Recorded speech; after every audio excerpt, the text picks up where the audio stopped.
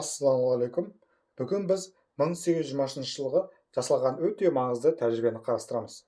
Бұл тәжірибе электр тоғы мен магнит өрісінің арасындағы байланысты дәлелдеді. Оны дат ғалымы Ханс Кристиан Эрсет ашқан.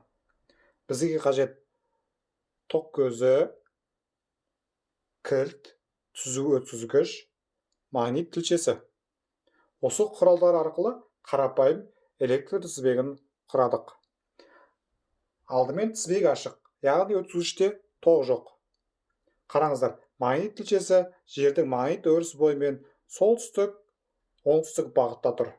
Бұл қалыпты жағдай. Енді кілтті жабамыз. Ал енді назар аударыңыздар. Магнит тілшесі өткізгішке қатысты 90 градуста ауытқыған екен. Бұл нені білдіреді? Бұл өткізгіштің айналасында магнит өрісі пайда болғанын дәлелдейді. Тоғы бар өткізгіштің айналасында шеңбер тәрізді магнит өрісі пайда болады.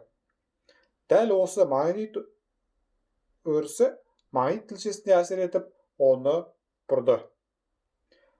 Егер кілтті қайтадан ажыратсақ, тілше бастапқы қалпына келеді. Эрстеттің бұл жаңалығы электромагнетизм ғылымының бастамасы болды. Бүгінгі электр қозғалтқыштар, генераторлар, трансформаторлар бәрі осы заңдылыққа негізделген. Ендеше есте сақтаймыз, тоғы бар өткізгіштің айналасында магнит өрісі пайда болады. Бұл магнит өрісінің бағытын оң қол ережесімен анықтаймыз. Ток күші ток көзінің оң полюсінен теріс полюсіне қарай бағытталған.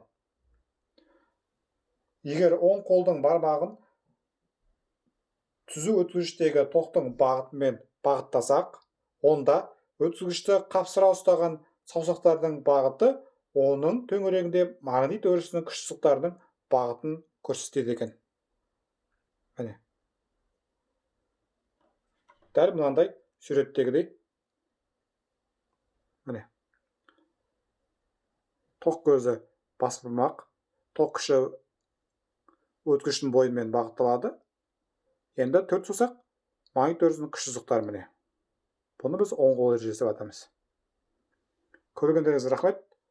Сау болыңыздар.